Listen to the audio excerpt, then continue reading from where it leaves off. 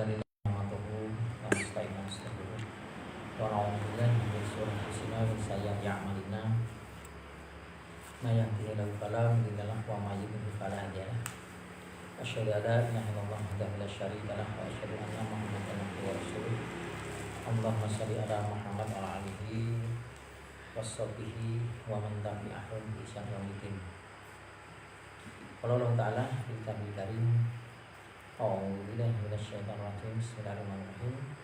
Ya ayyuhalladzina amanu taqullaha haqqa tuqatih wa la tamutunna illa wa antum muslimun. Ya ayyuhan nas taqu rabbakum alladzi khalaqakum min nafsin wahidah wa khalaqa zawjaha wa batha minhuma rijalan katsiran wa nisaa'a wa taqullaha alladzi tasaaluna bihi wal arham innallaha kana 'alaykum raqiba. Ya ayyuhalladzina amanu taqullaha qawlan sadida Bismillahirrahmanirrahim. A'malakum wa yaghfir lakum dzunubakum wa may yuti'illaha wa rasulahu faqad faza fawzan 'azima. Fa inna asdaqal hadits kitabullah wa khairul hadi hadi Rasulullah wa syarrul umuri muhdatsaatuhah wa kullu bid'atin wa kullu bid'atin dhalalah wa kullu dhalalatin finnar. Amma ba'd. Alhamdulillahirabbil alamin. Marilah kita senantiasa panjatkan puji syukur dan bersyukur Allah Subhanahu wa taala. Mugi Allah tansah paring nikmat wilujeng sehat longgar. Kula panjenengan sedaya dipun tetepaken wonten pembangunan iman Islam ila yaumil qiyamah. Tasih dumugi wonten ing bab nomor hadis nomor 155. Menika kaitanipun kaliyan tawadhu atau lawan katanipun nggih menika sombong. Maka babakan iki boten rampung atau kula lebarkan amargi nggih menika nggih intinipun agami menika nggih menika. Mengapa lebar-lebarkan kemana-mana semanten iki demikian juga saya kaitkan dengan di HPT atau PHIN dan seterusnya. Saya kaitkan kadang-kadang saya sebut di HPT atau kadang-kadang tidak, tapi pada intinya rujukannya ke sana.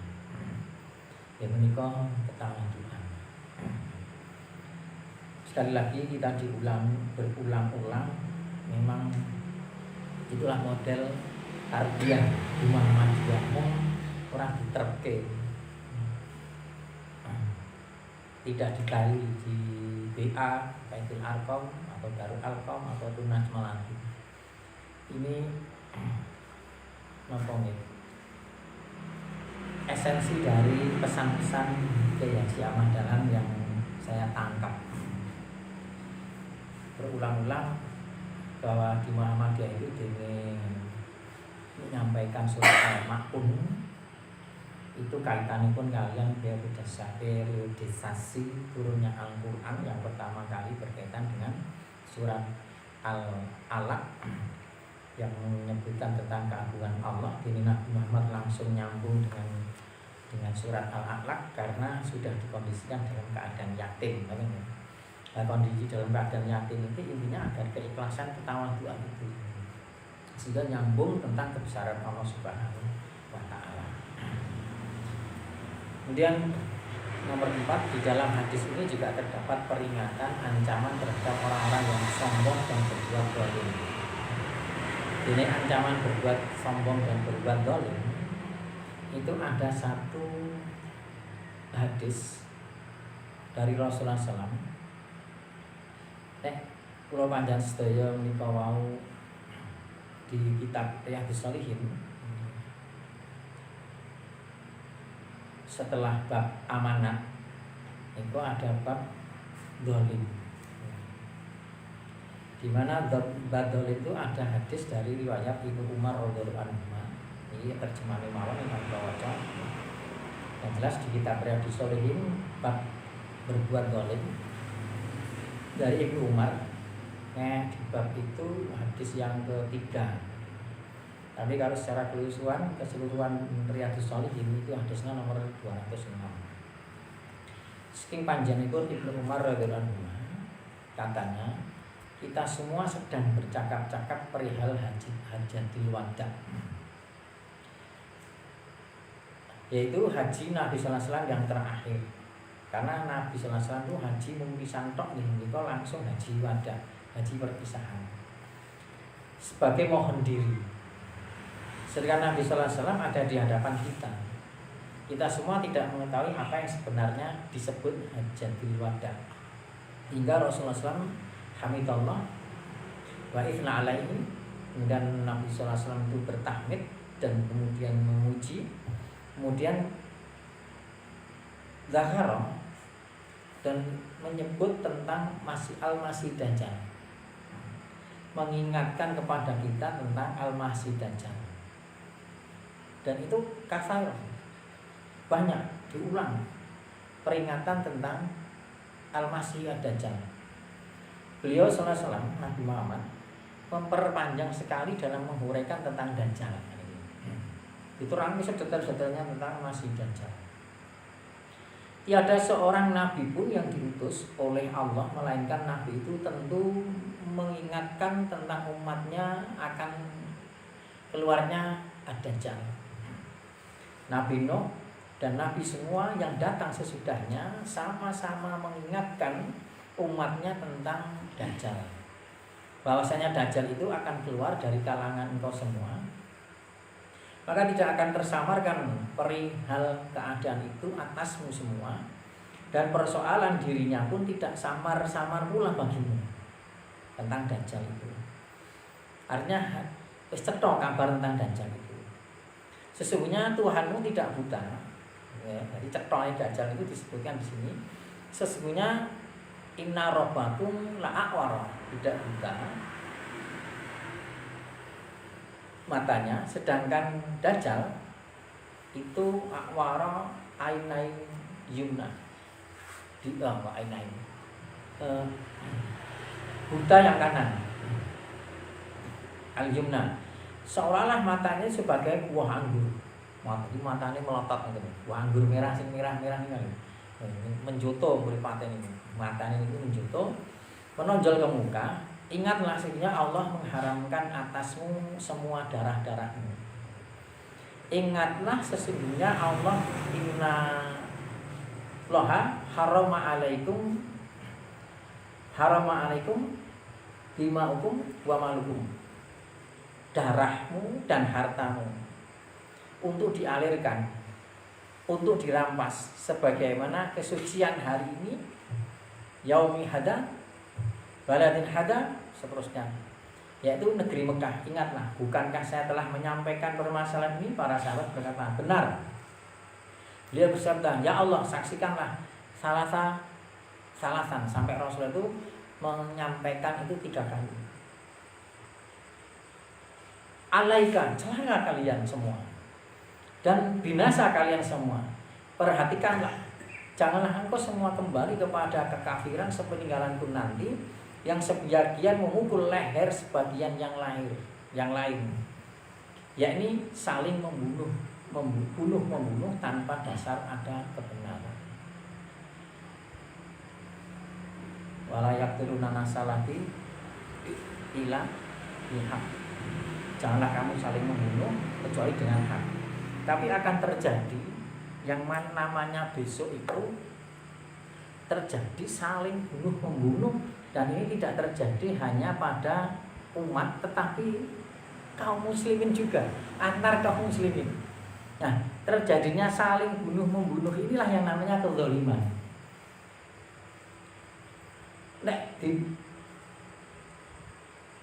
Jelaskan hadis ini panjang, tapi saya ambil poin-poinnya saja. Itu sesuk akan terjadi saling patenan antar umat tanpa alasan yang jelas, tanpa ada alasan syar'i, mungkin hawa nafsu, atau juga dipahami secara kiasan bahwa yang namanya saling bunuh-membunuh itu tidak dalam konteks bunuh-membunuh nyawa, tapi membunuh manusia dalam konteks karakter, yaitu karakter assassination. Nah, pembunuhan karakter assassination pembunuhan terhadap kehormatan manusia. Kenapa ini bisa diartikan kiasan semacam itu? Karena di atasnya Rasulullah innama harama alaikum. Innallaha harama alaikum. Sesungguhnya Allah telah mengharamkan darahmu dan hartamu. Hari ini, di tempat ini, di negara ini, dan terus di ini terus. Artinya ketika kita menjadi seorang mukmin muslim, itu kita telah dijamin oleh Allah Subhanahu wa taala tentang kehormatan kita, darah kita. Bicara kezaliman, teman. Hadis ini diletakkan oleh Imam Nawawi bab kezaliman. Artinya ini mewanti-wanti akan terjadi kezaliman. Yang mana kezaliman itu tidak terlahir jikalau tidak sombong. Sebuah kesombongan itu akan melahirkan kezaliman. Buktinya apa? Buktinya inna syirka la dzulmun adzim. Ya bunaya la tusyrik billah inna syirka la dzulmun adzim. Lamnya di sini lam taukid, bukan lam nahiyah. La syirk. La syirknya bukan tidak syirk, tapi lamnya lam taukid, artinya menegaskan, menyangatkan, menguatkan tentang syirik. Orang musyrik itu masuk neraka jahanam. Masuk neraka jahanam. Nek ada keterangan yang hadis atau Al-Quran neraka jahanam berarti orang kafir. Sementara ada hadis di sarahnya yang sedang kita pelajari di kitab Bulughul Maram ini, layat khulul jannata man kana fil qalbihi mithqala dzarratin min kibir.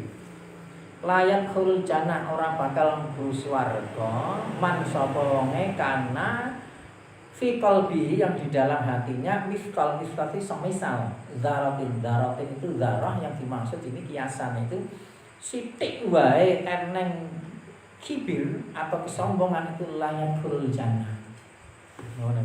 Layak khulul jannah. Maka hadis ini menerangkan tentang bahwa yang namanya kesyirikan itu kedzaliman yang besar, itulah sombong.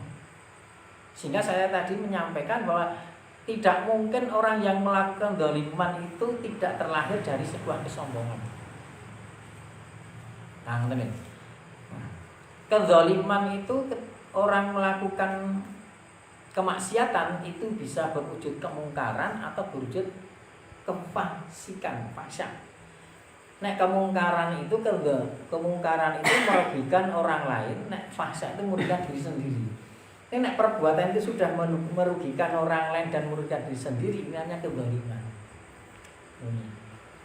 Walaupun kalau kita bicara tentang justifikasi atau status orang yang melakukan kemaksiatan itu jatuh kepada kafir atau tidak kafir, ya tidak mesti harus kita tidak boleh. Kita sebagai seorang awam tidak boleh langsung mengatakan, wah, berarti kan kok melakukan kezaliman berarti sombong, itu juga tidak. Tetapi ini wanti-wanti bahwa kesombongan itu pasti melahirkan kezaliman. Nek eneng wong melakukan sebuah kezaliman tidak atas dasar kesombongan, maka dia adalah kufur. Tidak sampai ke Mesir dan sekitarnya, kemudian Sam, Palestina, kemudian Syria, kemudian Irak, Iran dan seterusnya. Itu Sam ya. Itu Sam terjadi sudah paten-patenan. Gur masalah sepele. Mungkin nek dionceki ning Indonesia itu masalahnya bukan masalah besar, tapi sudah sampai paten-patenan. Mungkin sampai ke Indonesia. Hari ini seperti itu. Dan sekarang yang kita hadapi di Indonesia mungkin tidak dalam konteks secara harfiah bahwa paten-patenan nyawa, tetapi yang terjadi ini melanda di seluruh dunia termasuk Indonesia. Paten-patenan kehormatan manusia, yaitu karakter assassination. Kowe aja mlebu Muhammadiyah itu sesat apa kae ngene. Inilah karakter assassination. Langsung menjustifikasi Muhammadiyah. Terus wong wedi karo Muhammadiyah. Nah ini kan ustadze disangkut-sangkut ya ngene kae ngene. Atau nek awake dhewe Muhammadiyah kan ra kenal mulidan, kenali kan milad, acara-acara milad sing seremonial gampane ngoten. Seremonial yang tidak kaitannya dengan agama nih, seremonial tradisi saja. Apa milad Muhammadiyah upacara, milad Muhammadiyah jalan sehat, wah nih. Nah ini milad dalam rangka milad Muhammadiyah, milad itu atau peribadatan tertentu yang tidak mengkhususkan berkaitan dengan milad tetapi jatuh pada milad ngoten. Itu kan di Muhammadiyah memahami itu kan sebagai tradisi, bukan masalah agama. Justru ini karena tradisi maka harus dimasukkan nilai-nilai agama. Bukan perintah agama, tradisi gitu nih. Karena ini tradisi maka tidak dibutuhkan tata cara sing baku. Nah kita membakukan malah jadi agama, gitu nih. Dengan keyakinan tertentu jadi agama. Sehingga mulutan itu tidak masalah. Di Muhammadiyah sing mahfum, sing mahsur itu bukan mulutan, tapi acaranya milad. Kan sama saja sebenarnya gitu nih. Acaranya sing mahfum di Muhammadiyah adalah milad. Nah ini seorang guru nikawau mengatakan yang benar setelah dulunya dia menyesatkan terkait dengan konteks ini. Kemudian yang benar adalah seperti manhaj tarjih Muhammadiyah, bahwa ini adalah masalah tradisi dan seterusnya. Apa yang sudah kita sampaikan, lah muridnya nikawau langsung menjustifikasi gurunya. Lah kemarin saya dapat kabar lagi, lah murid yang saya melu Muhammadiyah. Masa Allah, saya melu Muhammadiyah. Bahkan wis gawe KTA. Masa Allah. Melu Muhammadiyah. Bahkan tidak hanya ini, 1, 2, 3 orang ikut Muhammadiyah. Artinya ini loh Pak, fitnah ini. Fitnah ini kan seperti hadis yang saya sampaikan dari kitab Riyadhus Shalihin bahwa akan terjadi yang namanya saling bunuh-membunuh. Apakah dalam konteks membunuh-membunuh betul yang tidak dalam arti petunjuk agama, alasan syar'i seperti di Timur Tengah, atau dalam konteks bunuh-membunuh tadi innama harama alaikum innallaha harama alaikum, Allah telah mengharamkan tentang darahmu dan harta tadi. Darahmu itu termasuk jiwa, termasuk kehormatan. Lah ini lah sing repot ngeten Pak. Nek awake dhewe sekarang hari ini tidak paham tentang sebuah ketawaduan yang itu esensi daripada agama, maka ada kita terjebak kepada justification kepada seseorang atau ngecap seseorang atau memvonis seseorang. Bahkan vonis itu vonis yang tadi seperti Rasulullah, jangan kamu kafir setelah hari ini beriman, katanya. Sampai ke sana, katanya. Lah, kuwi Pak, sing repot niku ngeten sing bahayanya. Mungkin si kiai ini sudah sadar masuk, oh itu kayak bener orang salah. Walaupun tidak harus berhukum Muhammadiyah, yang jelas harus mempunyai pemahaman yang lurus, gampang nih. Oh sadar kiai ini. Lah nek murid-muridnya sing melu ngecap ora ngerti gurune ngono utawa malah bantah gurune juga, ini fitnah. Sehingga peringatan saya hari ini saya sampaikan awake dhewe aja nganti gampang termakan fitnah yang itu sebuah kedzaliman, yaitu apa? Tidak ada penghormatan sesama kaum mukmin sama muslim, yaitu apa? Langsung memvonis kayak sesat, kayak ahli bid'ah, kayak kafir dan seterusnya. Ojo nganti Pak. Kenapa ojo? Apakah di Islam tidak ada kekafiran? Ada. Itu ada kriterianya. Kapan orang itu dikatakan kafir? Tidak hanya membaca secara normatif tentang pembatalan syahadat. Kemarin di chapter juga demikian. Ketika saya mengaji bab HPT panjang lebar sampai kepada iman kepada kitab, maka ada yang bertanya tentang pembatalan kitab, pembatalan syahadat. Maka saya bukakan di kitabnya Pak Yunari Ilyas tentang akidah Islam, maka ada 20 pembatalan syahadat. Saya sebelum membaca bukunya Pak Yunari Ilyas dulu pernah membaca 10 pembatalan syahadat. Ini sebenarnya ini adalah tafsirnya sinten? Hasan al-Banna, Ikhwanul Muslimin, atau kemudian diperdalam oleh Said Qutb dan Muhammad Qutb, ini kakak adik. 20. Ini sekali lagi 20 pembatalan setahun berkaitan dengan syahadat itu saya sampaikan ini normatif Pak. Artinya normatif itu hanya sebatas nilai-nilai. Nek kemudian poin-poin ini dalam bentuk redaksi ini bingung ngecap seseorang, misalkan ada orang yang molok-molok Al-Quran itu kafir kan, ya eneng wong sing dangdutan terus kamae dhewe nganggep iku ora Al-Quran. Lah ini berlebihan awake dhewe, aja nganti tekan kemono sik. Artinya iya betul, tetapi di sana ada kriteria betul-betul memperolok tenan apa ora, sampai seberapa yang dikatakan memperolok itu definisinya apa, batasannya apa, nek kelewat tekan batasan. Nek Gosidi apa sudah dikatakan dia kafir apa kufur, totalitas bagaimana, itu kan ulama. Dan ini bukan ranahnya kita sebagai umat Islam sing awake statusé mung awam. Sing statusé awam. Lah ini repotnya nek iki dipahami seorang awam, akhirnya seorang awam ini terus langsung ditepake ning gone kancane. Lah coba bayangkan kalau setiap orang itu punya hak yang sama, hanya kriterianya kita sebagai seorang umat Islam harus punya giro, punya semangat. Karena kriteria terus kayak dewi langsung memvonis. Apakah sih divonis ayat di umat Islam itu juga tidak ada hak memvonis kita? Coba kalau itu dipraktekin, umat Islam dan orang Islam patuh bervonis-vonisan, suwe tadi planten-planten. Mungkin jodohan sih. Nah, teman, perselisihan, perdebatan sih, perselisihan, jodohan mungkin tekan paten-paten. Artinya ini masalah sepele, mungkin bisa jadi karena ketidakpahaman kita. Ini masalah istilah bisa jadi, wallahu a'lam. Karena kita awam. Dan kita sebagai seorang Islam mukmin yang beriman, yang berhati qalbun salim, bukan ranah kita, itu ranahnya ulama sana. Sing wis tingkat ulama itu, Pak. Dan ulama saja tidak ada memfatwakan yang begitu, kenapa kita berani? Lah ini loh yang di bawah ini loh Pak bahayanya. Kita terjatuh fitnah tentang kedzaliman sing wis diwanti-wanti oleh Rasulullah SAW. Di mana didahului dengan Dajjal. Kenapa didahului dengan Dajjal? Kalau kita bicara tentang Dajjal, ya, secara konkret Dajjal itu bukan menjadi keluar dalam bentuk seorang manusia, tapi sebelumnya Dajjal itu akan didalam seperti kayak Dajjal, penuh dengan kebohongan, penipuan. Kepada umarok, mungkin ulamanya saja, ya Pak. Sing korupsi kok ora rasane. Sing pamyan korupsi niku pinten? Indonesia ya.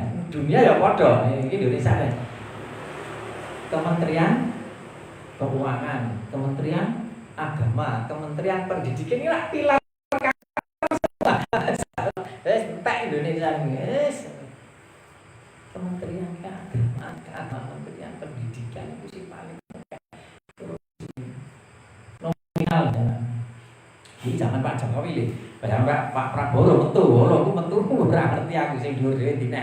Ora ngerti. Data statistik pada zaman Pak Jokowi masyaallah ancur-ancuran to, Pak. Saya kira Menteri Agama loro kabeh mlebu penjara terus piye?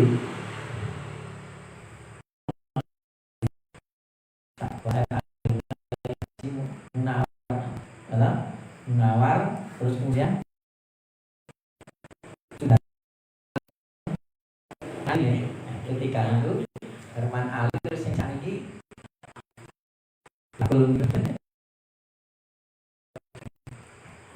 Yakil Komas Masya Allah. Wis kira Menteri Agama syukur kok saking meneh yo ngapunten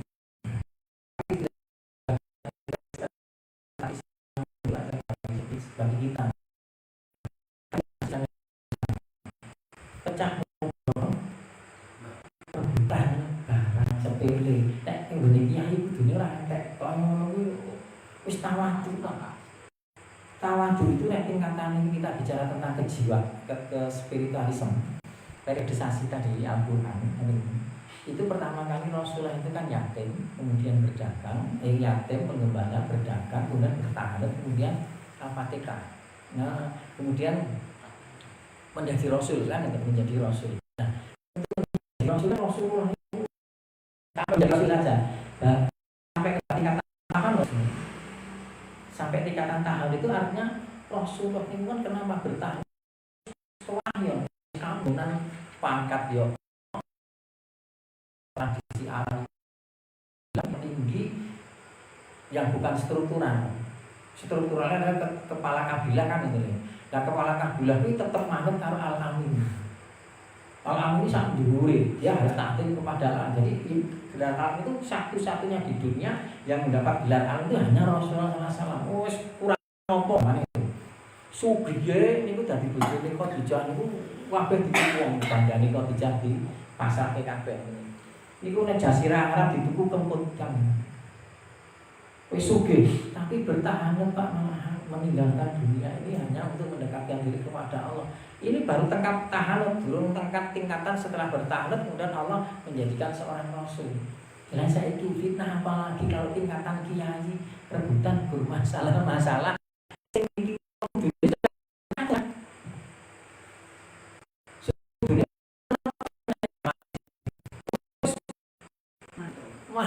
mati to kita ini. Itu selain satu istiqamah kiai orang besar. Pimpinan cabang wis mandek wanita. Oh, nah pimpinan pusat itu lho.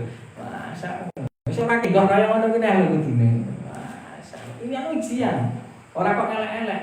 Artinya fitnah-fitnah itu sudah muncul. Mungkin tidak hanya melanda organisasi terbesar yang saya sampaikan tadi. Mungkin organisasi Muhammadiyah sendiri bisa saja. Kok dilalai Muhammadiyah ya tanda tangan tentang tambang itu. Ini ora dilaksana gitu. Berarti kan Muhammadiyah ragu-ragu. Terus ngantek saiki akhirnya rasido tanda tangan, rasido dilakukan tanda tangan, rasido dilakoke.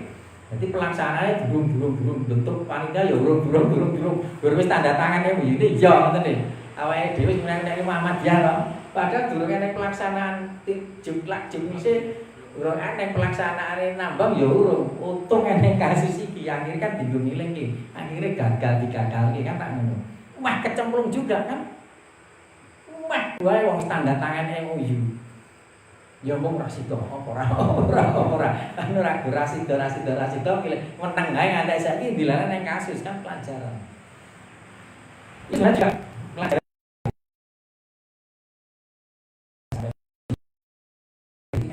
Memahami urusan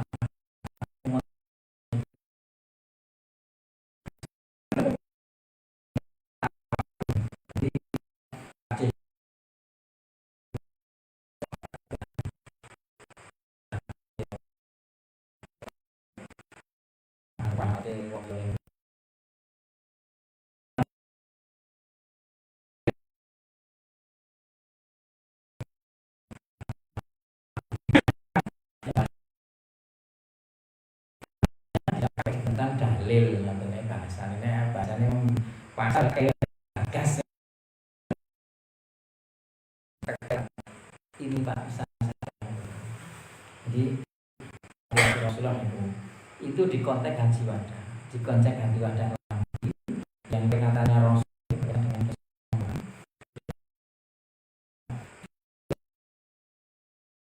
haji wada ini berkhotbah kemudian semua sahabat yang ada itu mengatakan diwakili seseorang ya Rasulullah apa yang tangkap dari khotbah panjenengan seolah kita akan berpisah.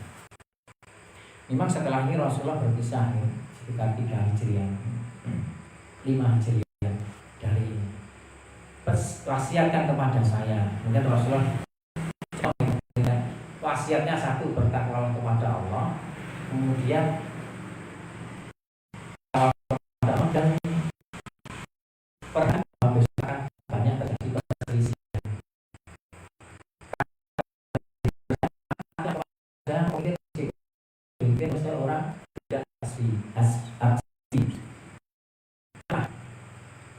Yang keempat, maka berpeganglah kepada Al-Quran dan Sunnah. Yang kelima, berpegang kepada Al-Quran dan Sunnah sesuai dengan sunnati wa ala sunnati Rasidin. Sebagaimana sunnahku dan sunnah Khulafaur Rasidin dan gigitlah sebagaimana kemudian kuncinya apa penyelesaian ini? Semua sebagainya agar kita tidak terjatuh kepada perselisihan. Kita sunnahku dan sunnah Khulafaur Rasidin. Dalam konteks ini agar tidak terjadi perpecahan, alhamdulillah dengan Muhammadiyah konsepnya agama Islam. Jadi sunnah tu wa sunnah Khulafaur Rasidin itu adalah al-firqatun najiyah minas salaf, kelompok yang selamat. Berapa banyak hari ini organisasi mengatakan kelompok yang selamat itu disebut al-firqatun najiyah. Terus dia mengklaim kelompokku, organisasiku, jamaahku, komunitasku. Terus ada lagi ulama aku. Ini kalau di Muhammadiyah tidak. Muhammadiyah itu yang dimaksud kelompok yang selamat itu orang yang bisa berpegang kepada teguh kepada sunnahku dan sunnah Rasulullah, itu kelompok yang selamat. Al-firqatun najiyah minas salaf itu siapa? Muhammadiyah memahami agama Islam ini mesti lewat al-firqatun najiyah minas salaf atau lewat sahabat. Keyakinan pada ini disebut Ahlus Sunnah wal Jamaah atau yang disebut Muhammadiyah itu sendiri atau yang al-firqatun najiyah. Jadi kita mendakwakan itu bukan mendakwakan melu aku ora, melu iki lho pemahamannya al-firqatun najiyah lho, melu iki karena ini untuk kesana karena rentang waktu yang banyak lewat manhaj yang namanya manhaj salafiyah. Caranya praktek berdasarkan akidah yang lurus pada HPT pendahuluan yang dinukilkan hadis dari Umar bin Khattab berkaitan dengan malaikat Jibril.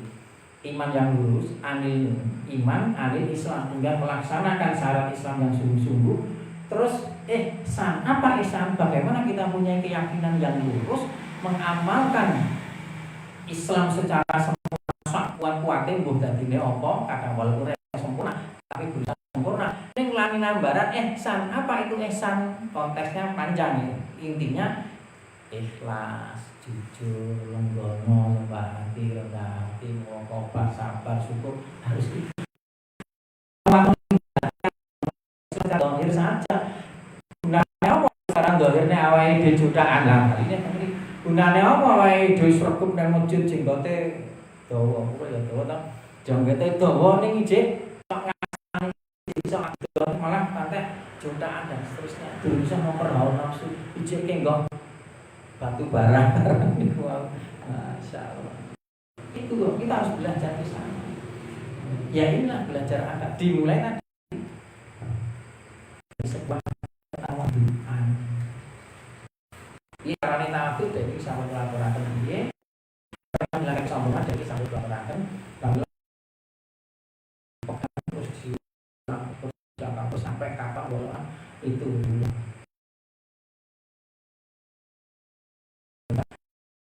Itu jelas.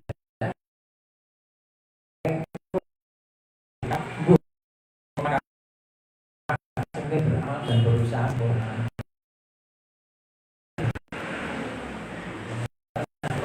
yang saya sampaikan jangan bermanfaat yang bermanfaat Assalamualaikum warahmatullahi wabarakatuh. Kali kita 1556 ganti hadis.